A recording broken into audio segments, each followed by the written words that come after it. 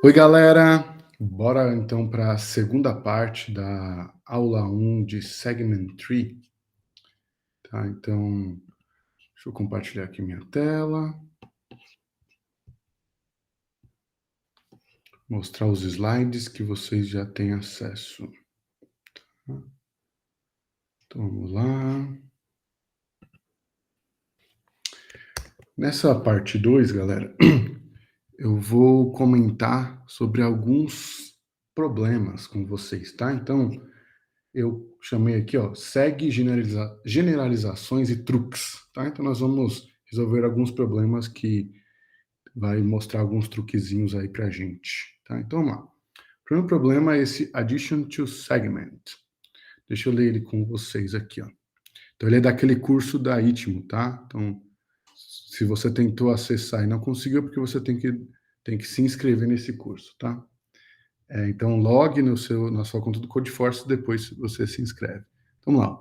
There is an array of n elements initially filled with zeros. You need to write a data structure that processes two types of queries.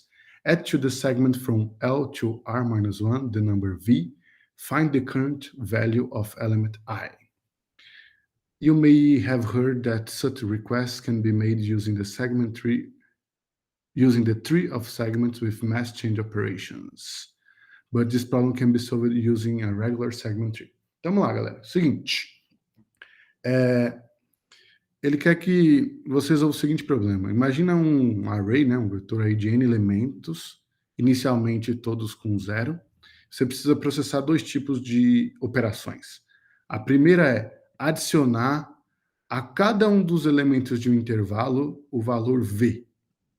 Galera, eles gostam de usar a convenção de fechado no início e aberto no final, tá? Mas eu gosto de fazer fechado, então para mim seria, sei lá, do início até um fim, e encontrar o valor atual de um dado elemento, tá? Então vou voltar aqui para... um outro detalhe, né? Ele até comenta aqui, esse Mass Change Operations, essencialmente é o que a gente chama de Lazy Propagation. Então dá para resolver esse problema com Lazy Propagation, a gente vai ver mais para frente, porém, também é possível resolver esse problema sem Lazy Propagation. E é um truquezinho interessante, por isso que eu quero mostrar esse problema aqui para vocês, tá? Então, para ficar claro, você tem um vetor aí, você pode somar um dado valor a cada um dos índices de um intervalo, e você pode fazer uma query perguntando o valor de um índice, tá? Então, é esse problema que a gente quer resolver, e o n e o m vão até 10 a quinta, e os valores aí vão até 10 a nona, tá? Então, tomem cuidado aí com a questão de long quando vocês forem resolver esse problema. E toma cuidado com as convenções que ele usa também. Então, vamos voltar aqui para os slides, tá? Espera aí. Aqui. Então, ó. Galera, seguinte. No problema anterior, no RMQ, problema base aí, que a gente discutiu a ideia de segment tree, nós vimos uma operação de update em um único índice e uma carry no intervalo. Aqui, o que ele está propondo é meio que o contrário, né? Você quer fazer o update no intervalo, ou seja, somar um dado valor em cada um dos elementos de um intervalo, e você quer também fazer a carry em um único índice, ou seja, dado um índice, um dado momento, saber qual é o valor que está lá, tá? Então, nós queremos fazer o contrário aqui, tá? E vamos estudar como que a gente pode fazer isso nesse problema, tá? Para isso, pessoal, um truque, né, um truquezinho interessante aí, é você visualizar o significado do que você guarda na seg de uma forma diferente. Então, ó, lá no problema do RMQ, o que a gente guardava na seg? A gente guardava o mínimo, o valor mínimo do intervalo, o menor valor que está naquele intervalo daquele nó. Aqui nós vamos trocar um pouquinho esse significado. Nós vamos salvar no seg de pos quanto deve ser somado a cada um dos valores que pertencem ao intervalo do nó pos, ou seja, do início ao fim desse nó pos. Ou seja, se o nó pos participou de alguma carry, ou de algum update, de alguns updates, na verdade, o valor que está nele vai significar quanto tem que ser somado a todo mundo que está ali dentro. tá? Vamos ver um exemplo que vai ficar claro aí para vocês. Imagina aqui a nossa seg, vamos supor que ela começou toda zerada, tá? E aí chega o update in igual a 2, fim igual a 7, então de 2 até 7, e o valor 2. Então eu quero somar 2 em cada um dos elementos de índice 2 até 7. Tá? Que a gente vai fazer? Como o update agora é no intervalo, vamos pegar quais nós que a gente tem que compor para formar exatamente o intervalo que a gente precisa. Então, para formar um intervalo de 2 a 7, a gente vai pegar este nó de 2 a 2, este nó de 3 a 4, este nó de 5 a 6 e este nó de 7 a 7. Estes 4 nós vão formar, né? Quando a gente faz a união desses nós, a gente tem exatamente o intervalo que a gente quer. Então, como a gente precisa somar 2 para cada um destes números de 2 até 7, e o significado que está aqui dentro da minha seg é quanto eu tenho que somar em cada um dos elementos deste nó, então eu vou somar 2 em cada um desses. Ó. Então eu coloco 2, 2, 2, 2. Tá? Então quando eu faço isso é como se eu estivesse somando 2 em todo mundo. Beleza. Vamos processar agora um outro update. Então update onde o início é 1, o fim é 5, então de 1 a 5, e eu quero somar o valor 3. Quero somar 3 em cada um desses elementos. Então, olha só, esses elementos aqui, ó, eles já estavam todos como 2, né? Agora, como eu vou somar 3, vai ficar todos como 5. O único que vai ficar só 3 vai ser esse daqui, tá? Então, aqui representa o vetor após a nossa operação, o vetor que a seg representa. Tá. Quais são os nós que eu preciso pegar para formar um intervalo de 1 a 5? Este nó de 1 a 4 e este nó de 5 a 5. Então, eu vou somar 3 neste nó, eu vou somar 3 neste nó. Tá? Isso equivale a somar 3 em todo mundo desse intervalo. Beleza. E como que a gente faz a carry? Tá? Então, o update, a ideia do update já foi dada. E como vai ser a ideia da carry? Tá? A ideia da carry, pessoal, se você quer fazer a carry num dado índice, basta você somar o valor de todos os nós que contém aquele índice no intervalo do nó, tá? Então vamos ver um exemplo. Ó. Vamos supor que depois de fazer esses dois updates, a gente quer saber qual é o valor do índice 4. Quais são os nós que contêm o índice 4? O nó 4, 4, o nó 3, 4, o nó 1, 4, o nó 1, 8. Tá? Por exemplo, esse nó aqui de 5 a 6 não contém o índice 4, por isso eu não vou somar ele. Eu vou somar só esses nós. Por quê? Cada valor aqui teria que ter sido somado em todo mundo do intervalo. E como este nó 4 faz parte deste intervalo, então eu preciso somar ele, tá? Para obter o valor final desse. Então, 0 mais 2 mais 3 mais 0 dá 5. E 5 é exatamente o valor que eu tenho neste índice 4. Tá? E é isso. Então, é um truquezinho aí, a gente mudou o significado do que eu mantenho na seg e eu consigo resolver esse problema. Vamos ver agora, por exemplo, o índice 1. Quais nós eu preciso somar? Este nó de 1 a 8, este nó de 1 a 4, este nó de 1 a 2, este nó de 1 a 1. Vou somar 0 mais 0 mais 3 mais 0, vai dar 3. Então, resposta 3. Detalhe, galera. No problema que a gente viu anteriormente, que a gente viu o código, o update era no único índice e a carry era no intervalo. Aqui a gente trocou. Então, agora nosso update é no intervalo e a nossa carry é no índice. Então, as implementações vão ficar como se fossem trocadas, né? Então, o update deste problema vai ficar com um código parecido com a carry do RMQ que a gente viu, e vice-versa, tá?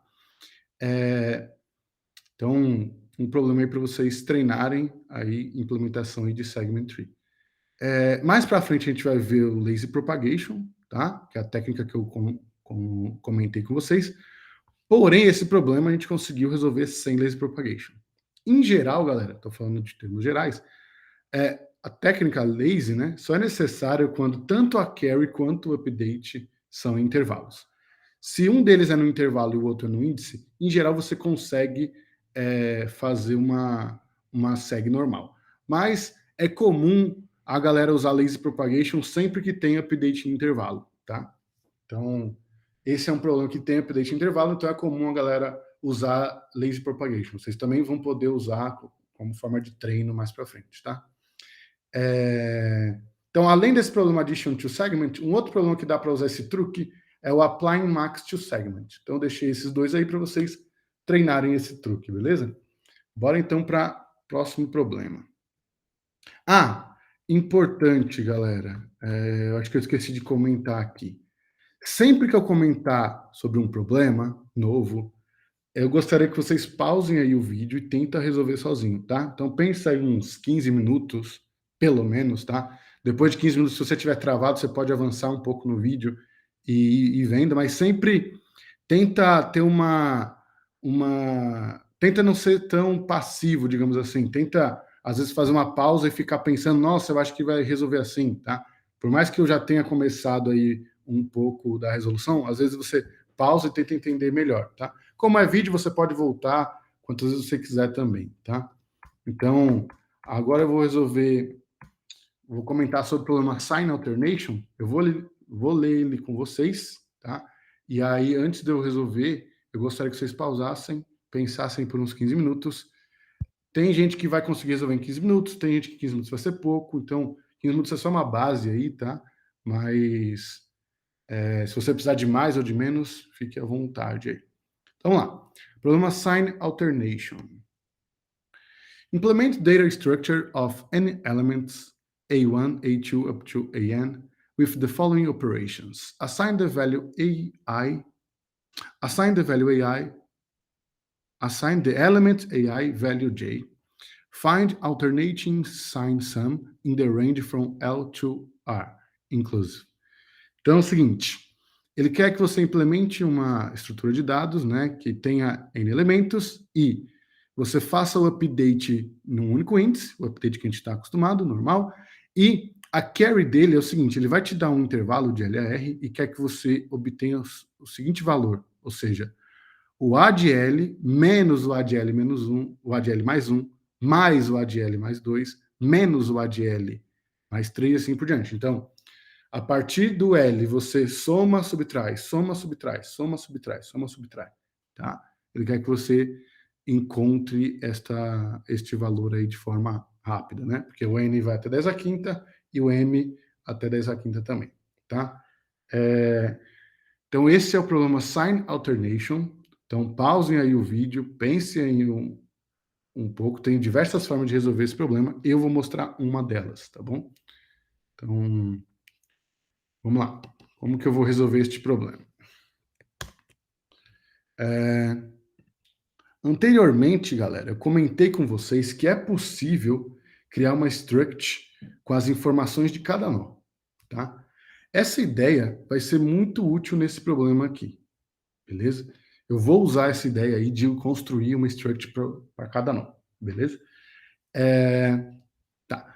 E qual que é a ideia geral? Em cada nó, eu vou manter duas informações.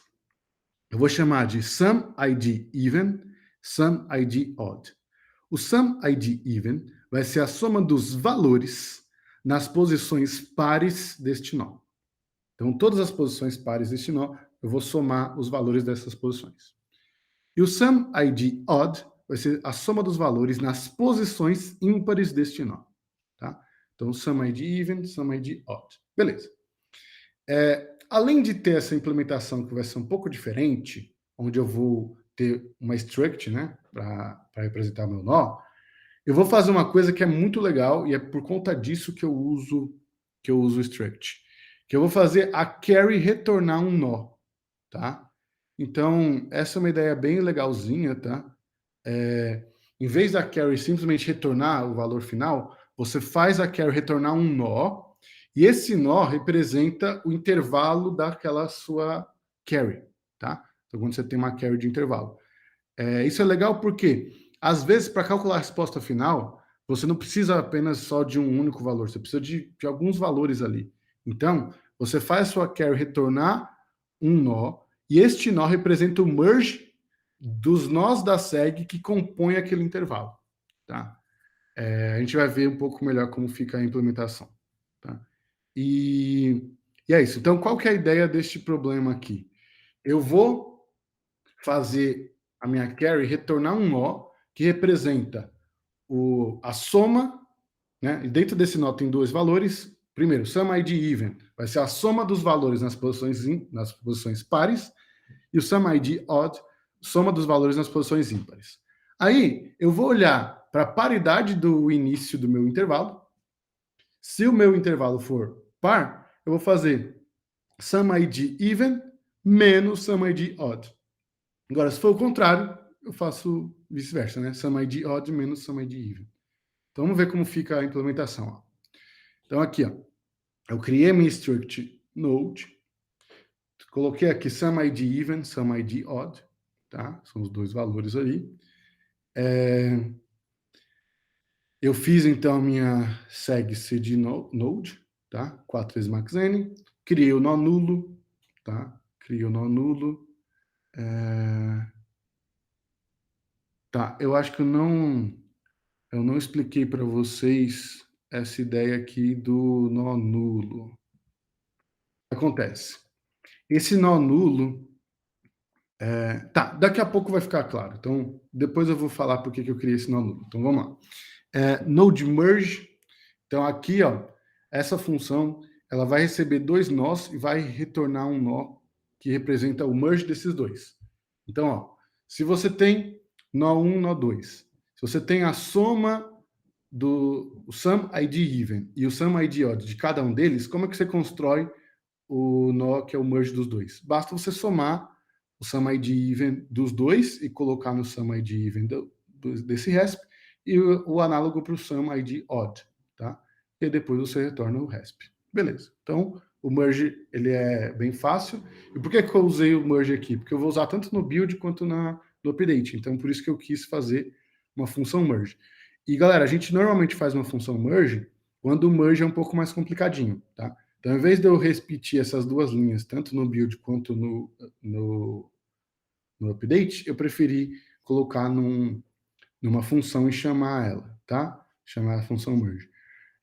Vai ter problemas, inclusive, eu vou comentar daqui a pouco, vai ter problemas onde o merge é bem mais complicado, não vai ser simplesmente só duas linhas, tá? O merge vai ser algumas linhas. E aí, para você extrair essa complexidade aí, né, e fazer estruturar melhor o seu código, você deixa uma função só para o merge. Beleza. Função build, então, para construir a nossa seg. Então, build, pose, enfim. Estou construindo o nó pos e ele representa o intervalo de in a fim. Então, se o in for igual ao fim, o que eu faço? Seg de pos.sumId even recebe seg de pos.sumId odd, recebe 0. Aqui eu estou zerando os dois, tá? Aqui eu estou zerando os dois.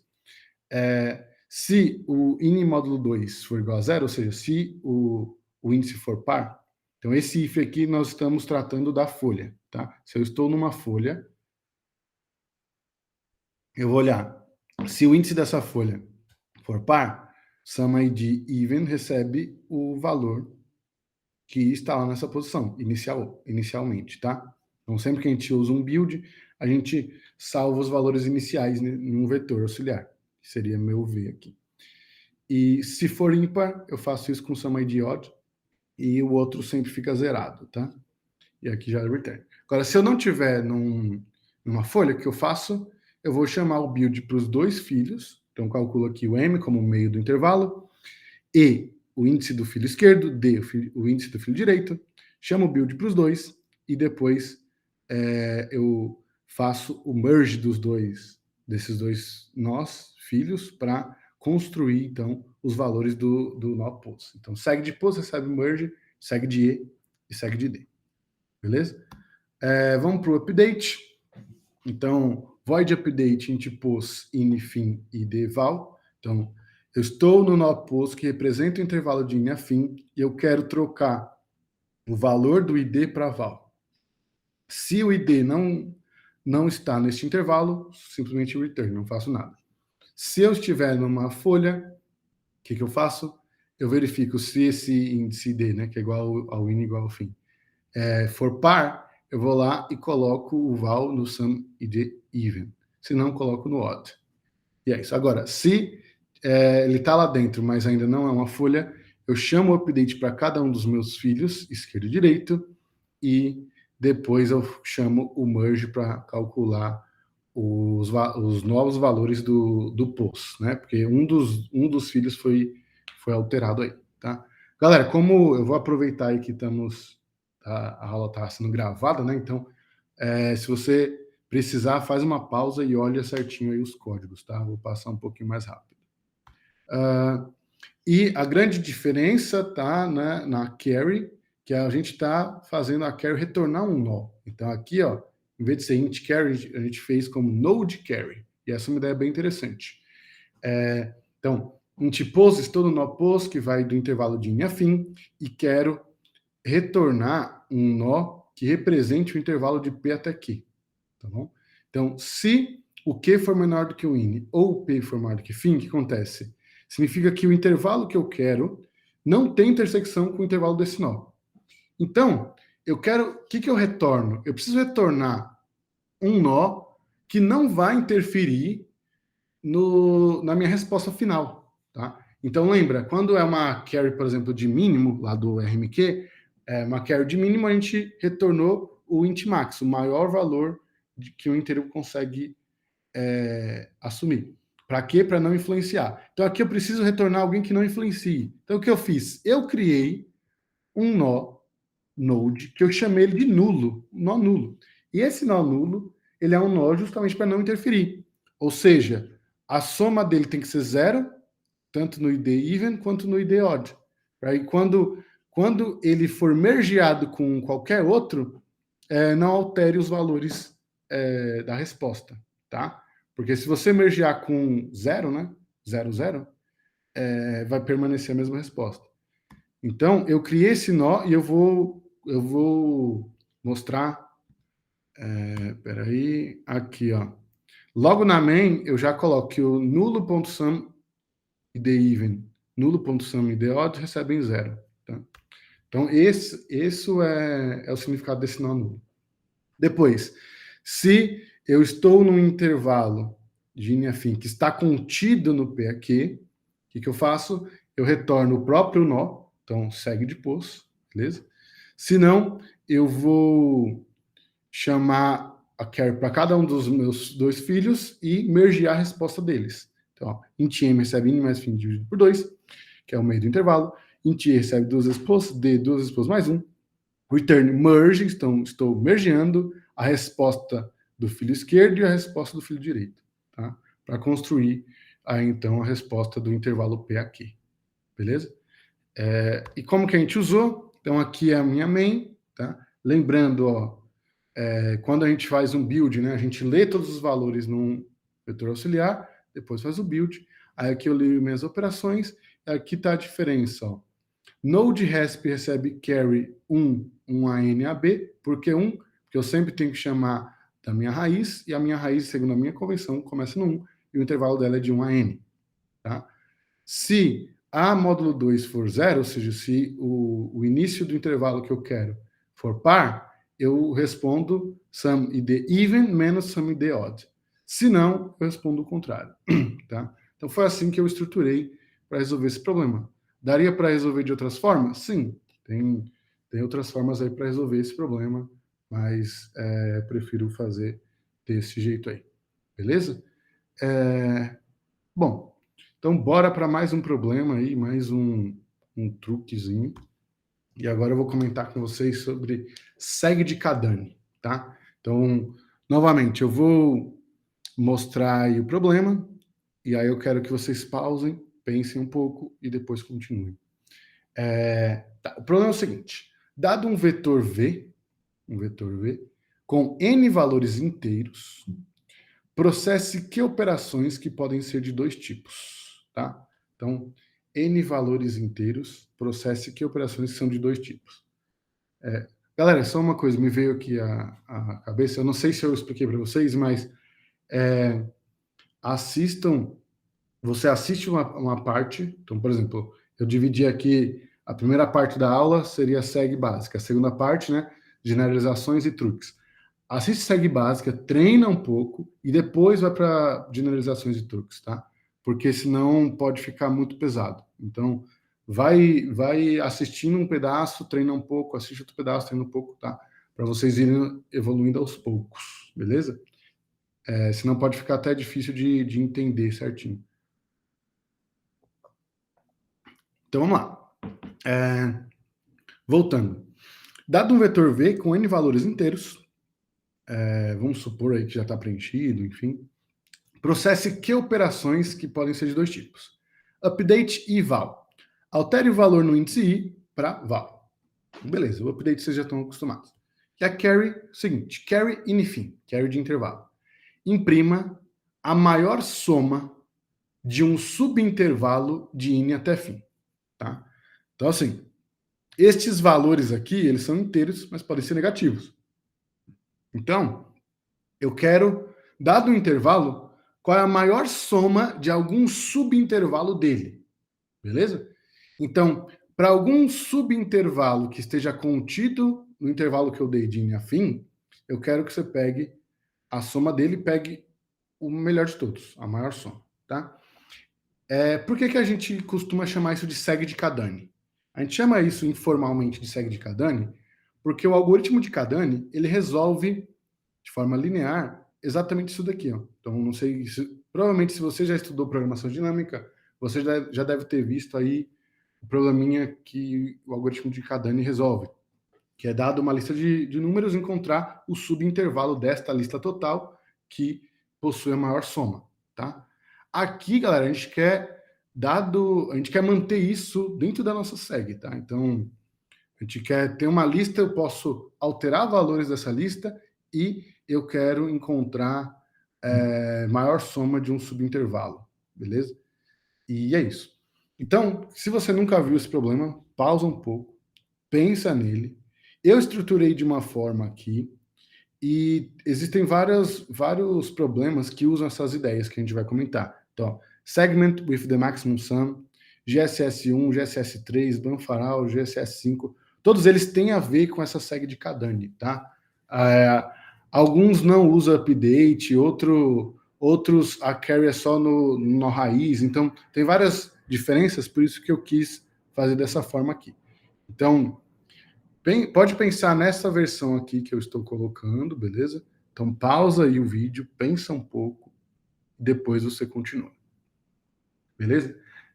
Então vamos lá. Vamos resolver este problema. Eu vou fazer bem passo a passo, porque eu quero mostrar para vocês como você deve pensar num problema como esse, tá? Onde a carry é toda diferente aí, tá?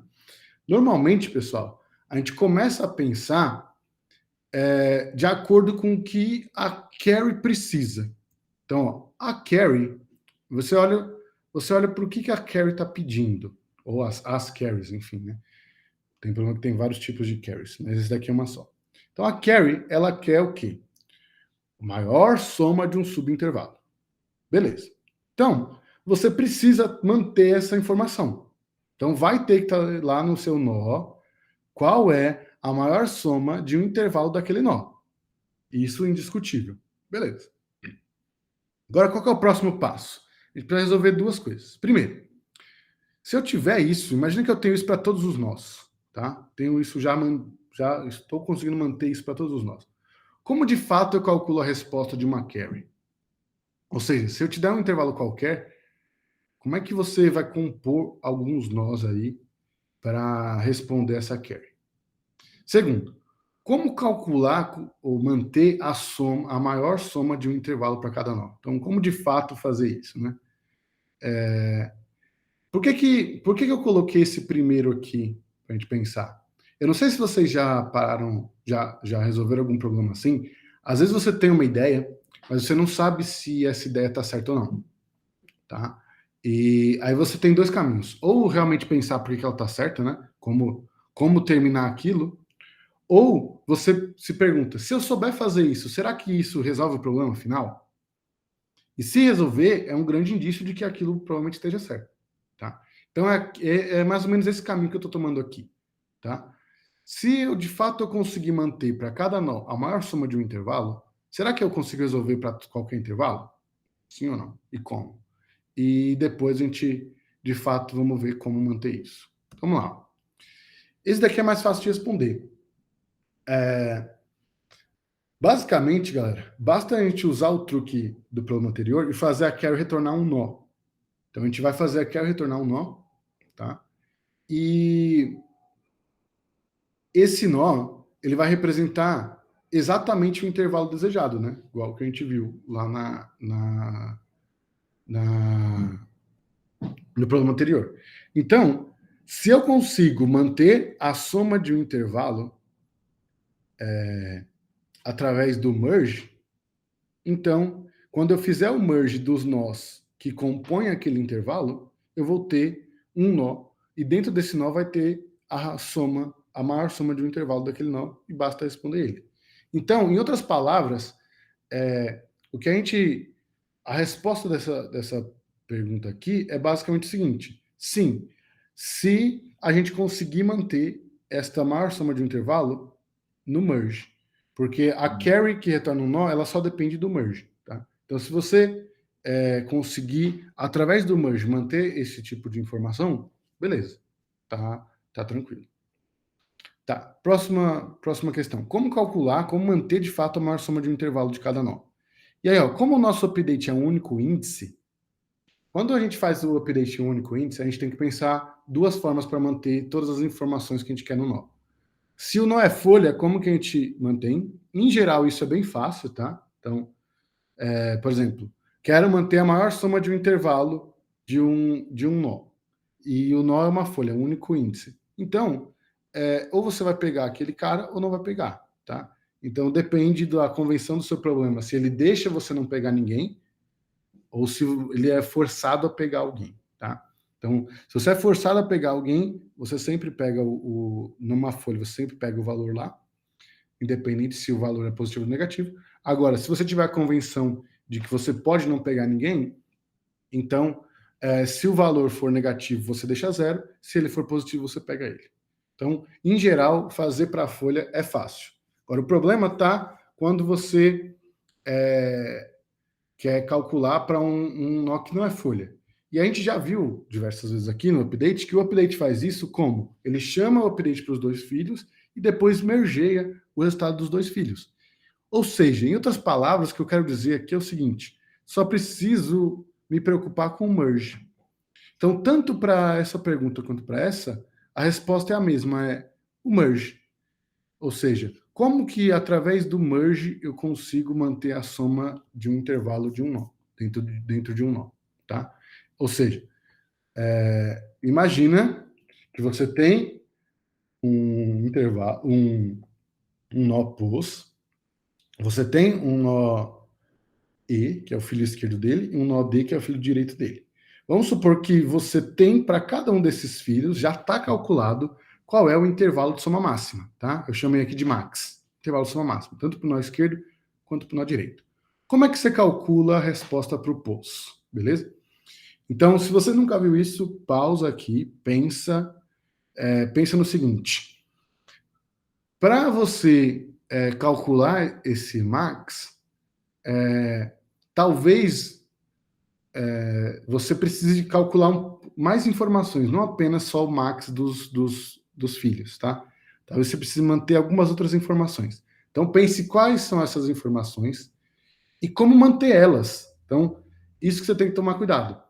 Quando você quer manter uma dada informação num nó, às vezes você precisa de outras. E quando você acrescenta outras num nó, você tem que ter em mente que você vai acrescentar em todos os nós, tá? Porque o nó seria a mesma structure, né? Então, se você acrescentar algo aqui, você vai acrescentar tanto aqui, quanto aqui, quanto aqui.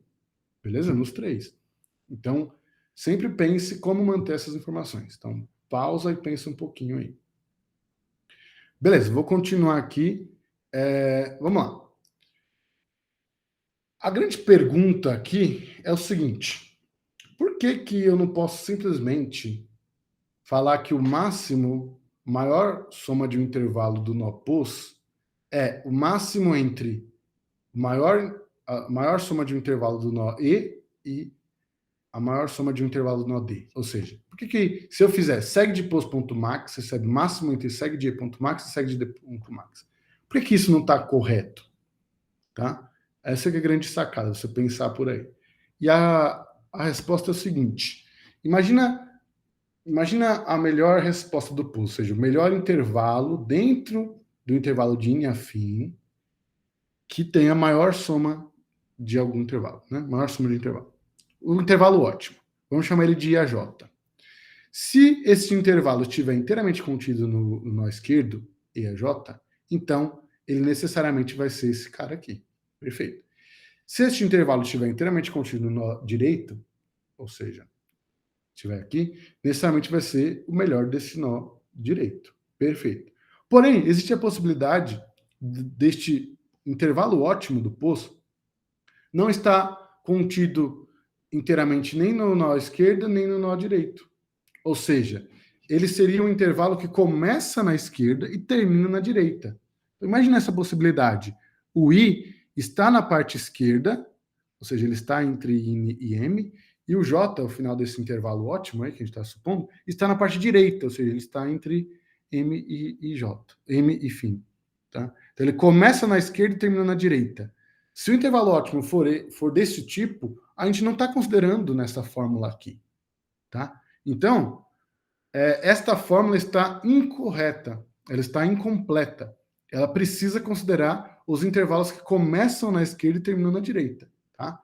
Então, essa é a resposta à pergunta. Como que a gente pode fazer isso, galera? Tá? Como que a gente pode fazer isso? Então, vamos lá. A gente tem que perceber o seguinte: o melhor intervalo que começa na parte esquerda e termina na parte direita, necessariamente consiste em você somar o maior sufixo da parte esquerda, com o maior prefixo da parte direita. Então, maior em valor, tá? Ou seja, imagina todos os sufixos do nó esquerdo, tá? Ou seja, todas as somas aqui, ó, do M até alguém na parte esquerda, tá? Pega o maior de todos, vamos chamar isso de maxsuf, tá? Esse vai ser o maior valor de um sufixo da parte esquerda, beleza? Agora, analogamente, vamos olhar para a parte direita. Então, na verdade, começa do M mais 1, então o desenho está um pouquinho errado, não é aqui do M, é do M mais 1, tá? Do M mais 1 até algum cara na parte direita. Então, de todos os prefixos da parte direita, pega aquele que tem a maior soma. Vamos chamar de maxpref. Então, olha só.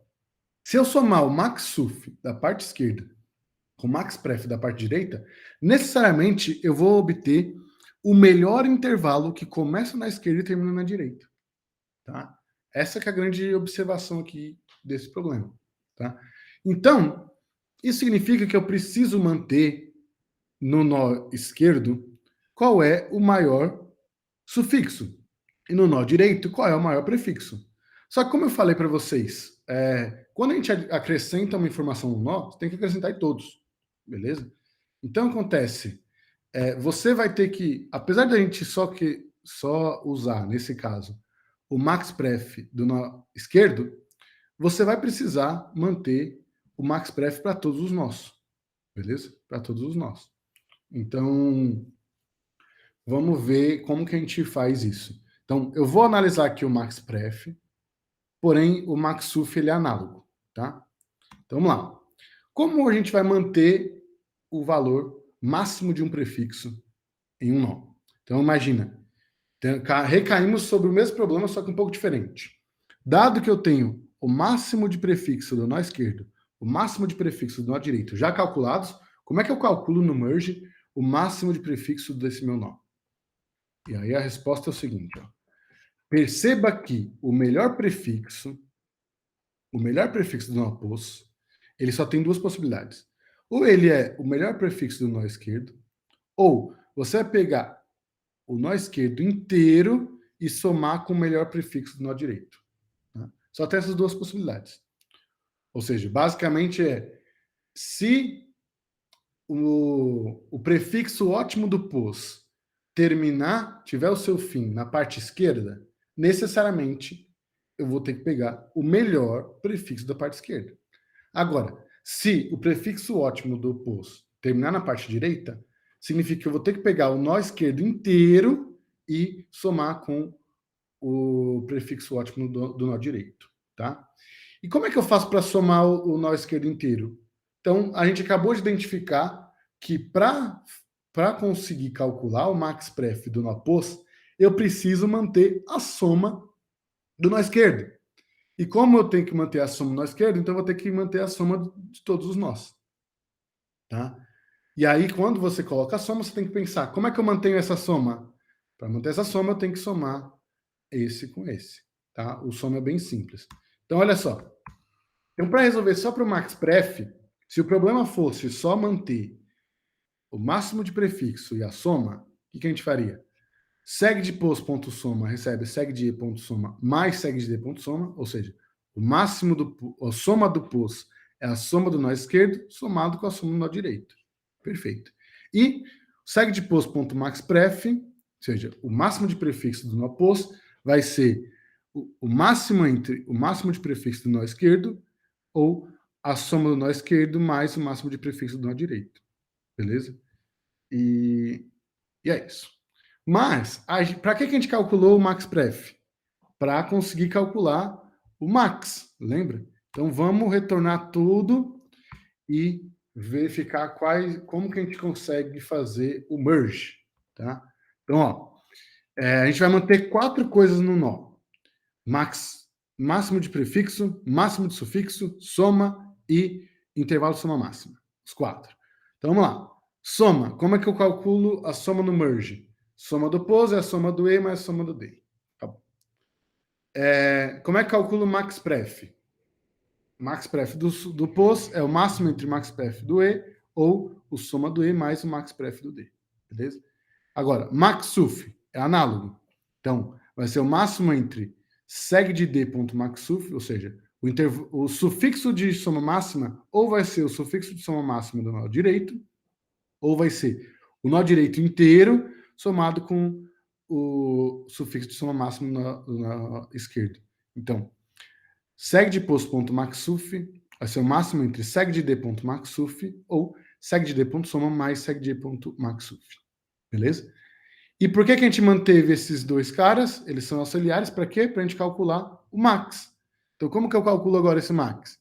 Seg de pos.max vai ser máximo entre maxsuf do nó esquerdo, então seg de e.maxsuf, mais seg de d.maxpref. Então, isso é o melhor intervalo que começa na esquerda e termina na direita, tá? Ou o máximo entre seg de e.max, seg de d.max. Ou seja, ou o melhor intervalo que está inteiramente constituído na esquerda, ou o melhor intervalo que está inteiramente constituído na direita. Beleza? Então, essas 4 formulinhas aí formam o merge. O merge, tá? Então, se os meus 2 filhos estão com esses 4 valores calculados, eu consigo recalcular os 4 valores para esse meu nó pos. Beleza? Galera, os detalhes de implementação eu vou deixar aí para vocês, tá? Não vou mostrar a implementação desses, mas é um bom problema aí para você treinar, e temos vários, tá? Tem vários problemas aqui, ó. Recomendo que vocês façam eles para treinar a ideia de seg de Kadani, beleza? E vou deixar também mais alguns outros exercícios onde a dificuldade está no merge. O que significa isso? Este problema aqui, a carry, ela é uma carry diferente, aí a gente viu que a gente deixou tudo para o merge, né? Ó. Se eu conseguir resolver o merge, o problema acaba. Então, existem problemas que são nessa linha, tá? Então, além do seg de Kadani, nós temos, por exemplo, esses dois aqui, que é o que eu gosto de chamar de seg de brackets, tá? Então, Ceregian brackets e o próprio brackets aqui. Então, depois pensem como resolver esses problemas, tá? Beleza. Bora, então, agora para o próximo problema. Problema Nice Day. Vou ler ele com vocês e vou deixar aí um tempo para vocês pensarem. Então, vamos lá. Problema Nice Day. The Day of the Competitors. The International Olympiad in Informatics is coming, and the leaders of the Vietnamese team have to choose the best contestants all over the country. Fortunately, the leaders could choose the members of the team among any very good contestants, numbered from 1 to n. In order to select the best contestant, the leaders organized 3 competitions. Each of the n contestants took part in all 3 competitions, and there were no 2 contestants with equal results on any competitions. Então, não temos empates. We say that contestant A is better than another contestant B when A is ranked before B in all of the competitions. A contestant A is said to be excellent if no other contestant is better than A. The leaders of the Vietnamese team would like to know the number of excellent contestants. Vamos lá, galera. Temos N competidores. Cada um desses N competidores cada um deles participou de 3 competições e foi ranqueado nas competições. Então, o ranking é de 1 a N em cada uma dessas competições, tá? O ranking 1 é o melhor de todos, o ranking N é o pior de todos naquela competição. Não houve empate em nenhuma competição, tá? Dado aí o ranking de todos os competidores em cada uma das competições, a gente quer calcular o número de competidores que não perdem para ninguém. O que é perder? Um competidor A perde para um competidor B se nas 3 competições o B ganhou, ou seja, o B teve um ranking menor, tá? Na verdade, ele fala assim, ó, we say a contestant A is better than another contestant B. Então, o A é melhor que o B, o A ganha do B, se o A for ranqueado antes, ou seja, tem um ranking menor do que o B nas 3 competições. Beleza? Então, por exemplo, se você tem um competidor 1, 2, 3 e outro competidor 4, 5, 6, o competidor 1, 2, 3 ganha do 4, 5, 6. Porque o 1 é menor que o 4, o 2 é menor que o 5 e o 3 é menor que o 6. Beleza? Agora, se você tem, por exemplo, competidor 1, 2, 6 e competidor 3, 4, 5, um não ganha do outro e nem o outro ganha do 1. Tá? Por quê? 1, 2, 6 versus 3, 4, 5, o 1 ganha do 3, o 2 ganha do 4, mas o 6 perde do 5. Então, não tem como você falar que o 1 ganha do outro ou que o outro ganha do 1, tá? Eles não são comparáveis, digamos assim. Beleza? Tá. Então, o problema se resume a, dadas essas 3 competições aí, queremos saber quantos competidores, então a quantidade, quantos competidores não perdem de nenhum outro, tá? Não perdem de nenhum outro. Então, pausa aí o vídeo e pense aí um pouco, tá? Esse é um problema bem legal, então eu daria aí numa aula uns 20 minutinhos para vocês pensarem, tá? E depois retorno aqui para a aula. Então, continuando aqui, vou continuar aqui com a ideia. Então, ideia. A ideia é o seguinte, galera. Nós vamos processar esses competidores ordenados por A. Então, pega a primeira competição, que foi a competição A, digamos assim, né? E vamos processar os competidores nessa ordem, ou seja, vamos pegar o primeiro competidor que ganhou a primeira competição. Então, o competidor com A igual a 1. Depois, o competidor que ficou em segundo lugar nessa primeira competição. Então, competidor com A igual a 2, e assim por diante. Tá? Quando a gente estiver processando o competidor I, então, quando eu estiver no competidor onde ele ficou no ranking I, essa primeira competição, nós iremos determinar se existe algum outro competidor J que vence o competidor I. Então, será que tem algum outro competidor J que vence o competidor I? Sim ou não? Se a resposta for sim, ou seja, tem um outro competidor J que vence ele, então esse competidor ele perde de alguém, portanto, ele não é para ser contabilizado. Agora, se a resposta for não tem nenhum outro competidor J que ganhe desse competidor I, então esse competidor não perde de ninguém, portanto, ele tem que ser contabilizado na resposta. Beleza? Essa vai ser a essência da ideia. Então, quando a gente estiver no competidor I, a gente quer verificar se existe um outro competidor J, tal que o AJ tem que ser menor que o AI, o BJ tem que ser menor que o BI e o CJ tem que ser menor que o CI. Então, as 3 condições têm que valer. Beleza? Agora, vamos lá. Primeira observação. Como a gente está processando os competidores por ordem de A, né? Então, o A igual a 1, o A igual a 2, o A igual a 3. Quando eu chego no A igual a I, para determinar se existe algum competidor J que vence o competidor I, eu só preciso me preocupar com aqueles que já foram processados, tá? Então, só precisamos nos preocupar com os competidores que já foram processados. Por quê? Porque os outros competidores, os que ainda não foram processados, eles possuem o valor de A da primeira competição maior do que o I.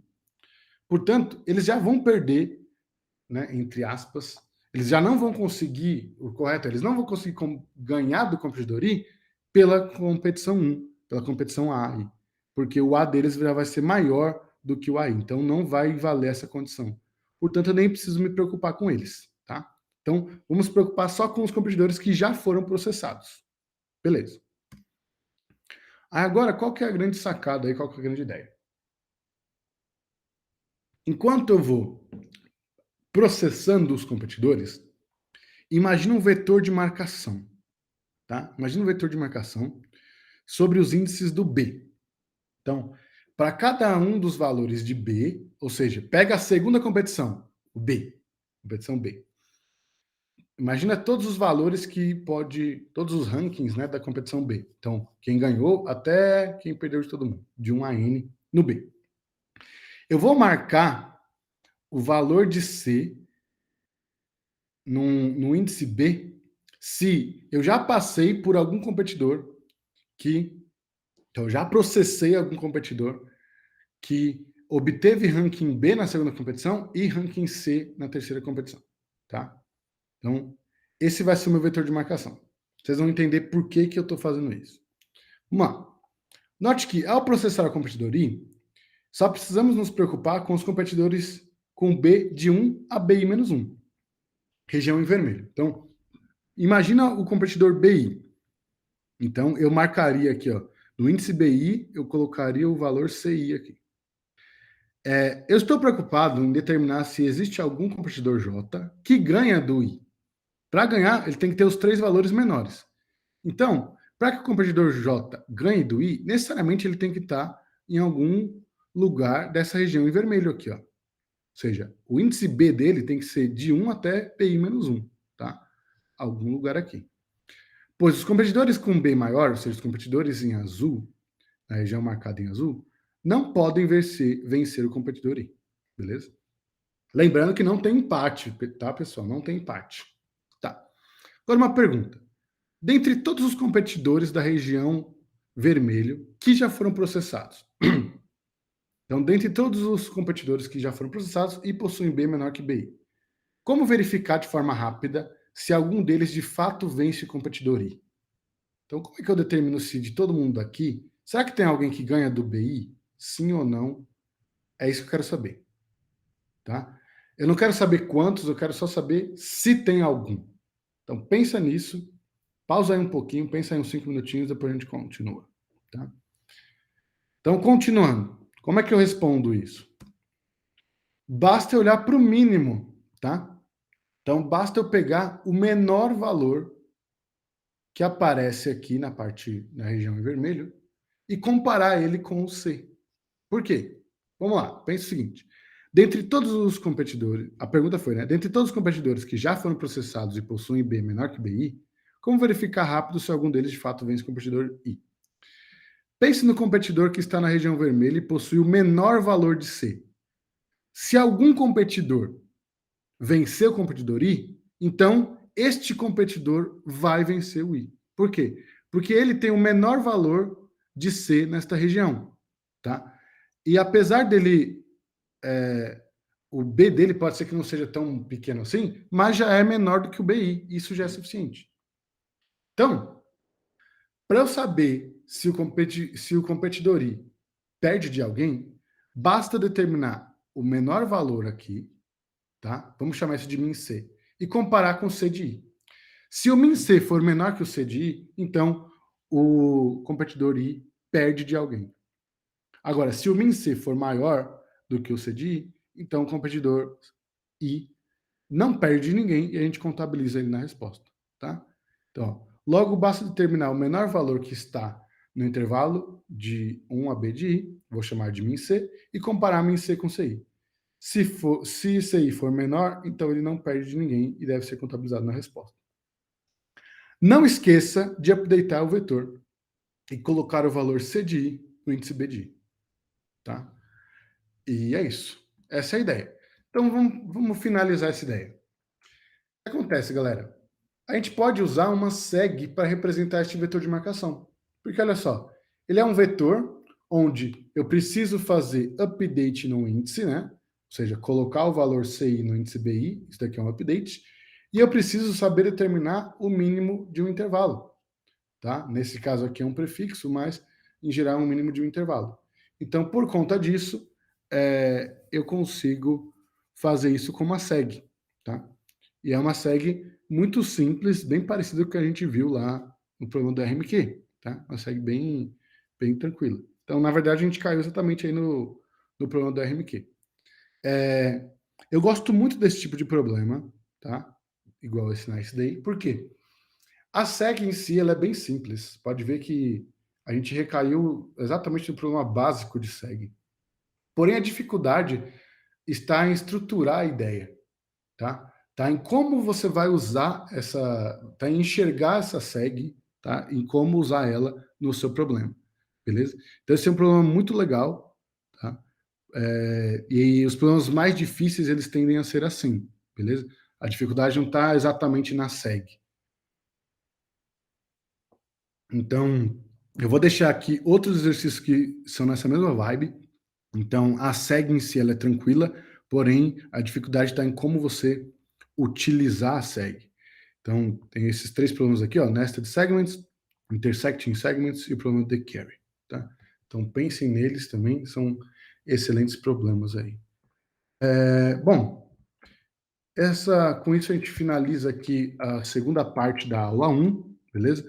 Na terceira parte a gente vai falar sobre lazy propagation. Então, até mais, galera. Vou encerrar por aqui, até para não ficar muito longo, tá? Então, até daqui a pouquinho.